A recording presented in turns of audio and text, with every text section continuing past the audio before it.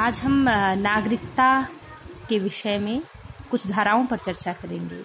संदर्भ यदि हम देखें तो चेन्नामनेनी रमेश जो कि तेलंगाना के से एमएलए हैं, विधायक, तो इनकी नागरिकता को रद्द किया गया है केंद्र सरकार के गृह मंत्रालय के द्वारा। तो इन्हीं के परिप्रेक्ष्य में ये कुछ महत्वपूर्ण धाराएं हैं नागरिकता अधिनियम 1955 की, जिस पर हम एक लघु चर्चा करेंगे। इसमें धारा 5(1)(f) जो है, तो ये पंजीकरण के द्वारा नागरिकता प्राप्त करने का इसमें प्रावधान है।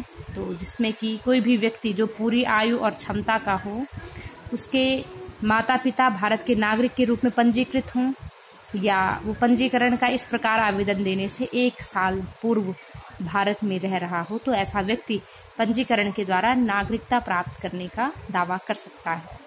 धारा 10(2) किसी भी व्यक्ति को भारतीय नागरिकता से वंचित करने के अधिकार से संबंधित है। और धारा 10(2) ये प्रावधान करता है कि किसी भी व्यक्ति को जिसने पंजीकरण से नागरिकता ली हो, उसको निम्न आधारों पर हम नागरिकता से वंचित कर सकते हैं।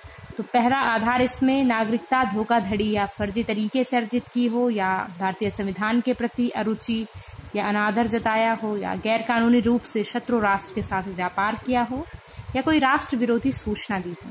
इसके अतिरिक्त पंजीकरण या प्राकृतिक नागरिकता के 5 वर्ष के भीतर किसी देश में उसको 2 वर्ष का कारावास हुआ हो, या जो सामान्य सी स्थिति की नागरिक सामान्य रूप से 7 वर्षों की निरंतर अवधि से बाहर निवास कर रहा हो। तो इन आधारों पर धारा 10(2) नागरिकता अधिनियम 1955 की ये धारा है। इसके तहत पंजीकरण से अगर उसने नागरिकता ली है तो उसको वंचित किया जा सकता है। तो ये कुछ महत्वपूर्ण धाराएं हैं, एग्जामिनेशन पॉइंट ऑफ व्यू से इम्पोर्टेंट। इन्हें हम देखेंगे। Thank you very much for discussion.